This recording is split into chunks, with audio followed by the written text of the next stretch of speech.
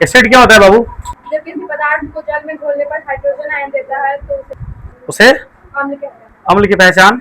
यह स्वाद में खट्टा होता है। इसे जल में घोलने पर हाइड्रोजन आयन नीले लिटमस को लाल कर देता है। लाल कर देता है। एक एग्जांपल बताइए। COOH।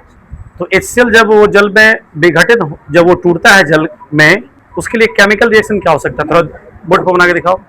हाँ, इसको एक्सप्लेन कीजिए। जब हाइड्रोक्लोरिक एसिड विघटित होता है तब यह हाइड्रोक्लोरिक आयन देता है। क्लोरीन आयन देता है।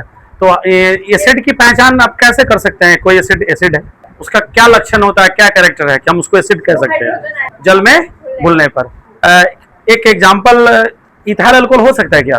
नहीं, इथाइल नहीं हो सकता है क्योंकि वह जल में घुलने पर आयनों में विभक्त नहीं हो पाता है।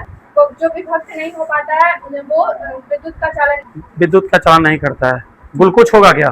नो सर, वो भी नहीं हो पाता। हाइड्रोजन आयन नहीं देता अपने आयनों में जल में। तो एसिड अपना गुण कब दिखाएगा, किस कंडीशन में दिखा सकता है?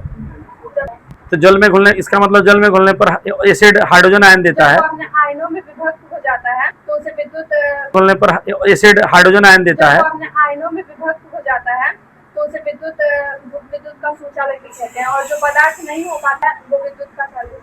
तो इसका मतलब ये हुआ कि अम्ल और क्षार, एसिड और बेस, वो विद्युत का सुचालक है, कंडक्टर हुआ, उससे होकर विद्युत धारा बह सकती है। तो अम्ल और क्षार से विद्युत धारा बहने का कारण क्या है? सर, अम्ल को जब जल में घोला हाइड्रोजन आयन देता है जिससे और अपने आयनों में पूरी तरह से टूटता है। और जब बेस को जल में घोला जाता है तो वो हाइड्रोक्साइड आयन देता है और अपने आयनों का पूरी तरह से विभाजन करता है। तो ये विद्युत का चालन। मतलब इसका मतलब ये हुआ कि आयन, एसिड और बेस अपने आयनों में टूटने के कारण ही वह विद्युत का प्रवाह उसके द्वारा हो सकता है ना? मतलब एसिड अपना लक्षण हाइड्रोजन आयन की वजह से दिखा रहा है और बेस अपना हाइड्रोक्साइड आयन की वजह से दिखा रहा है। कुछ एग्जांपल दे सकते हैं आप क्षार का?